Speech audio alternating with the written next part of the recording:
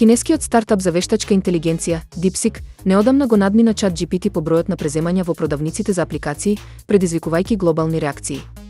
Овој успех доведе до тоа некои земји да го забранат користењето на DeepSeek, со што бројот на земји со целосни или делумни ограничувања постојано расте. САД беа меѓу првите што го забранија DeepSeek, особено во Тексас, каде што апликацијата е забранета на уреди користени од владини представници и институции.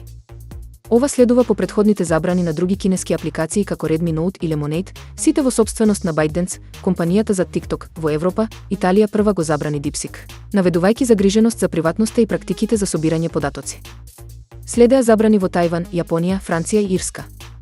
Австралија исто така ја забрани апликацијата на владините уреди, истакнувајќи ги потенцијалните ризици поврзани со технологиите на вештачка интелигенција од кинески стартапи. Јужна Кореја, пак, воведе делумна забрана за DeepSeek и испрати официјално барање до седиштето на компанијата во Кина за појаснување на процедурите за собирање лични податоци на корисниците.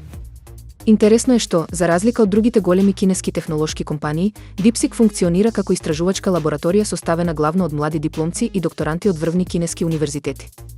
Останува да се види како DeepSeek ќе се справи со овој притисок и дали ќе може да ги исполни барањата на владите ширум светот во однос на безбедноста и регулацијата на собирањето податоци.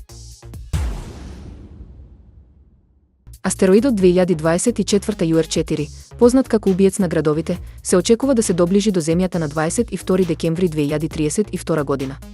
Според ажурираните прогнози на научниците, постои 2,3% веројатност овој астероид да удри во нашата планета.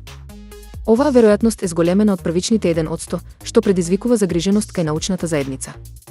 Астероидот е со проценет диаметар од 40 до 90 метри и е класифициран на ниво 3 на Торино скалата, која ја оценува опасноста од потенцијални удари на небесни тела. Ризичната зона на потенцијалниот удар опфаќа делови од Источниот Тихи океан, Северна Јужна Америка, Атлантскиот океан, Африка, Арапското море и Јужна Азија.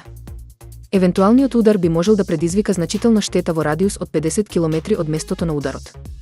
НАСА и Европската вселенска агенција активно го следат движењето на 2024 UR4 и планираат дополнителни наблюдувања со помош на телескопот Джеймс Веб за прецизно да ја утврдат неговата големина и орбита. Иако веројатноста за удар е релативно мала, научниците ја сваќаат сериозно и работат на потенцијални стратегии за одвраќање или ублажување на последиците од евентуален удар. Покрај официјалните извештаи, на социјалните мрежи се појавуваат различни информации од независни истражувачи, што дополнително ја зголемува загриженоста кај јавноста.